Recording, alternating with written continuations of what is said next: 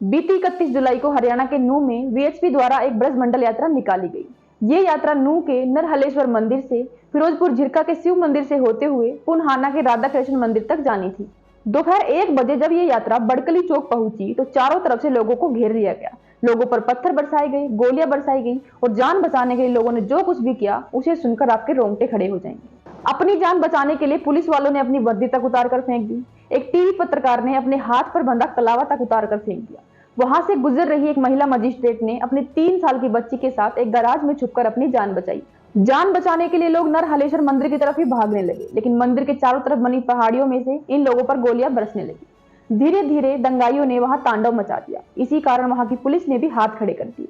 Phone पर extra forces को बुलाया गया, लेकिन तब तक इस हिंसा में 6 लोगों की जान चली गई, सैकड़ों गाड़ियां फूंक दी गई और दर्जनों पुलिस वालों को घायल कर दिया गया। ऐसे में सवाल ये कि इस हिंसा का आखिरकार जिम्मेदार कौन है? क्या वो हजारों की भीड़ जो इस यात्रा को निकाल ही क्यों रही थी, या फिर मोनू मानेसर या बजरंग दल के वो नेता जिन्होंने एक भड़काऊ वीडियो डाली और दूसरे पक्ष के लोगों में भड़काऊ चिंगारी जला दी, या फिर हमारी नाकारा पुलिस जिसको पहले से ही इस हमले की खुफिया जानकारी थी? इस वीडियो में हम यही बात करेंगे कि इस हिंसा का मुख्य कारण क्या है। अगर वीडियो अच्छी लगे तो इसे शेयर भी जरूर करिएगा। इससे पहले कि हम 31 जुलाई की इस घटना के बारे में बात करें, आपको नूंह के बारे में कुछ जानकारी देते हैं। दरअसल नूंह हरियाणा का एक मुस्लिम बहुल इलाका है जहां 80% आबादी मुसलमानों की है। नीति आयोग की रिपोर्ट के अनुसार नूंह भारत का सबसे पिछड़ा इलाका है। जहां पुरुषों की साक्षरता दर यहाँ 70% है, वहीं महिलाओं की साक्षरता दर शायद देश में सबसे कम। यहाँ हर 3 में से सिर्फ 1 महिला ही शिक्षित है। झारखंड के बाद नूंह में ही सबसे ज्यादा साइबर क्राइम होते हैं। गो तस्करी के लिए भी इलाका भारत में सबसे ज्यादा बदनाम है। इसी कारण यहाँ गो तस्करों और गो रक्षकों में आपस में हिंसक झड़प हमेशा होती रहती है। यहाँ की पुलिस ने भी माना है कि यहाँ के गो तस्करों पर काबू पाना बिल्कुल भी आसान काम नहीं है। यहाँ 31 जुलाई को बड़कली चौक से पुनहाना तक एक धार्मिक यात्रा निकाली गई। यात्रा से कुछ दिन पहले ही कुछ हिंदू युवकों के वीडियो वायरल हुए, जिनमें एक वीडियो मोनू मानेसर का भी था। आपको बता दें कि मोनू मानेसर वही आरोपी है जिस पर इस साल फरवरी में हुए नासिर और जुनैद 2 मुस्लिम युवकों की हत्या का आरोप। मोनू ने इस वीडियो में दावा किया था कि वो 31 जुलाई को होने वाली इस यात्रा में शामिल होगा। नासिर और जुनैद की हत्या के बाद से ही मेवात के लोगों में मोनू मानेसर के लिए गुस्सा है और ऊपर से वो 6 महीने से भी ज्यादा का समय बीत जाने के बाद भी पुलिस की गिरफ्त से बाहर है।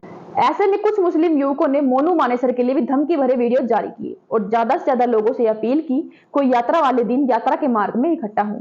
वैसे हम इन दोनों ही पक्षों के सहयोग में नहीं है, हम इतनी बड़ी घटना की निंदा करते हैं और इस तरह वीडियो की आड़ में इस तरह की हिंसा करना एक घिनौना अपराध है। लेकिन ये भी एक तथ्य सामने आता है कि 31 जुलाई को मोनू मानेसर तो नूंह में आया ही नहीं और यात्रा में शामिल लोगों ने भी कोई भड़काऊ बात नहीं की।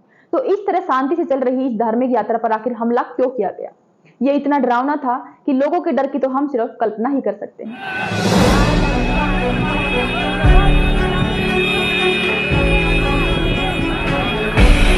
अब सवाल ये कि इतने खतरनाक हथियार इन लोगों के पास आए कहां से? इतनी बड़ी तादाद में वहां लोगों को लाया कैसे गया? वहां की भीड़ ने हमला रोक रही पुलिस पर ही हमला क्यों किया? सैकड़ों गाड़ियां फूंकने की नौबत कहां से आ गई? अगर नाराजगी यात्रा के लोगों से ही थी तो वहां के लोकल दुकानदारों की दुकानों के ताले तोड़कर उनको क्यों लूटा गया? इन सब के बीच ये कितनी शर्म की बात है कि अगर पुलिस को जरा भी इस घटना के बारे में शक था तो पुलिस ने तैयारियां कैसे नहीं की? मोनू मानेसर की वीडियो में फैल रही अफवाह को रोका क्यों नहीं गया? जहां हमारी सुरक्षा एजेंसियां ये दावा करती है कि उनको पहले से ही इस घटना के बारे में खुफिया जानकारी थी, वहीं हमारी पुलिस ये दावा करती है कि उनको इस बारे में कोई जानकारी नहीं थी।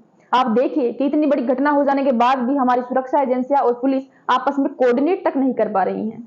ये सारी बातें इसी तरफ इशारा करती हैं कि हमले की तैयारियां तो हमले से काफी दिन पहले ही की जा चुकी थी। हिंदुस्तान टाइम्स में एक छपी खबर के मुताबिक वहां के लोकल ग्रुप्स यात्रा के काफी टाइम पहले से मीटिंग कर रहे थे और यात्रा पर हमला करने के लिए एक बड़ा प्लान बना रहे थे। व्हाट्सएप ग्रुप्स तक बनाए गए और अलग अलग लोगों को अलग अलग जिम्मेदारियां दी गई। लेकिन यात्रा को देखकर ये दंगाई इतना गुस्सा हो गए कि बिना किसी उकसावे के ही एकदम से यात्रा पर टूट पड़े। अब इस वीडियो के आखिर में समझिए कि आखिर इस तरह की लड़ाइयां करने से हासिल क्या हो जाता है।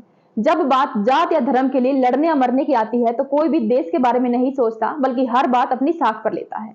कोई एक पक्ष का मोनू मानेसर एक वीडियो जारी करता है, दूसरे पक्ष का उसे धमकी देने के लिए दूसरा वीडियो जारी करता है और मारा जाता है कौन? तीसरा गुरसेवक, एक होमगार्ड जिसका इन सब के लिए कोई कसूर नहीं था, बल्कि वो दोनों पक्षों के बीच सुलह कराने की कोशिश में शामिल था। गुरसेवक जिसके 4 और 6 साल के 2 बच्चे हैं, जिनको तो ये भी नहीं मालूम कि उनके पिता को मारा किसने। गुस्सा एक आदमी का था, निकालना दूसरे पर था और मारा गया कौन? तीसरा निर्दोष। पिता उन बच्चों ने खोया जो इनमें से किसी को भी नहीं जानती। पुलिस तो ये मानकर चल रही थी कि हर साल की तरह ये यात्रा इस साल भी शांतिपूर्ण तरीके से हो जाएगी। वो लोग भीड़ से भी निपट लेंगे और ग्राउंड पर कोई दंगा भी नहीं होने देंगे। लेकिन जब मोनू मानेसर और दूसरे पक्ष की वीडियोस इतने वायरल थी कि पूरी दुनिया उनको देख रही थी, तो क्या पुलिस ने उनको नहीं देखा होगा? ये लोग जब खुलेआम बोल रहे थे कि 31 मार्च को यात्रा के मार्ग में इकट्ठा होना है, तो क्या पुलिस को जरा भी शक नहीं हुआ? अब जब इस हिंसा के कारण 6 लोग मर चुके हैं, सैकड़ों गाड़ियां फूकी जा चुकी हैं और करोड़ों की प्रॉपर्टी जलकर राख हो गई है, तो ये लोग बड़ी बड़ी हवाई बातें कर रहे हैं। अब तो बुलडोजर एक्शन भी चालू है, इन लोगों के घर और बिल्डिंग्स को तोड़ा जा रहा है। लेकिन ये एक्शन अगर पहले दिखा दिया होता तो इतने बड़े हमले से बचा जा सकता था। इस घटना में 26 साल का एक युवक इमाम साद भी मारा गया, जिसका दूर दूर तक इस घटना से कोई लेना देना नहीं था, बल्कि इस गुस्साई भीड़ ने मस्जिद में घुसकर उसे मार डाला। आज दोनों ही पक्ष के लोग इस बात पर नाज कर रहे होंगे कि हमने एक दूसरे को कड़ी टक्कर दी, लेकिन उन माओ का क्या जिन्होंने इमाम और गुरसेवक को खो दिया। इस गुस्साई भीड़ ने नीरज खान नाम के एक होमगार्ड को भी मार डाला, वही नीरज खान जिनके पिता कारगिल युद्ध के दौरान एक सोल्जर थे।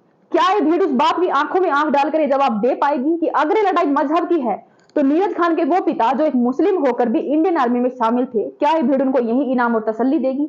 इसीलिए चाहे लड़ाई कैसी भी हो, किसी वर्ग से हो, किसी दोस्त से हो या फिर किसी देश से हो, हिंसा किसी भी तरह का हल नहीं है। आखिर में बातचीत करके ही मामला सुलझाया जा सकता है। बड़े बड़े युद्ध भी जो सालों से चल रहे हैं, बातचीत करके ही सुलझाए गए हैं। अपनी ताकत या डर से आप किसी के सामने अपनी बात ना तो रख सकते हैं, ना किसी से अपनी बात मनवा सकते हैं। भारत इतना बड़ा देश है कि यहाँ हर तरह की जाति और मजहब के लोग रहते हैं। जाहिर सी बात है, जब इतने लोग रहते हैं तो इन सब के बीच मनमुटाव तो होगा ही।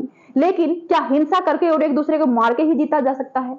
जब ये खबर विदेशी अखबारों में छपेगी कि भारत के मणिपुर के बाद अब नूह में दंगे हुए, गोलियां चली, लोग मारे गए, तो कोई भी मोनू मानेसर या किसी और को पर्सनली टारगेट नहीं करेगा, बल्कि छवि खराब होगी तो सिर्फ हमारे भारत की। और तब जब भारत इंटरनेशनल लेवल पर पाकिस्तान जैसे देश की नकेल अपने हाथों में लेकर इकोनॉमिक रूप से ग्रोथ कर रहा है। इसीलिए हमें मानना ही होगा कि हिंसा करके या एक दूसरे को नीचा दिखाकर हम कभी भी जीत नहीं सकते हैं। आखिर में बातचीत करके ही मामले को सुलझाया जा सकता है। हमें यह भी मानना होगा कि हमेशा ही दूसरा पक्ष गलत नहीं है, बल्कि हमेशा ही हम भी सही नहीं है। और जब हम ये बात स्वीकारना सीख लेंगे कि हम भी गलत हो सकते हैं, तभी जाकर मणिपुर से लेकर नूह तक फैल रही इस हिंसा की आग को रोका जा सकता है। आज एक पक्ष इस बात पर खुश है कि हमने इमाम को मार डाला, एक पक्ष इस बात पर खुश है कि हमने गुरसेवक को मार डाला, लेकिन जरा सोचिए कि इन सब के बीच कत्ल हुआ है तो वो सिर्फ इंसानियत का। अनाथ हुए हैं तो सिर्फ बच्चे और रोएंगे तो सिर्फ माए। उम्मीद करती हूँ ये वीडियो आपके दिल और दिमाग तक पहुंची होगी, इसीलिए इसे अपने लोगों के साथ शेयर कीजिए और हमारे प्यारे भारत देश में फैल रही इस हिंसा की आग को रोकने के लिए अपने स्तर पर एक जिम्मेदार नागरिक बनकर ऐसे लोगों को टोकिए और रोकिए। वीडियो कैसी लगी कमेंट्स करके बताइए। मिलते हैं अगली वीडियो में, तब तक के लिए नमस्कार और जय हिंद।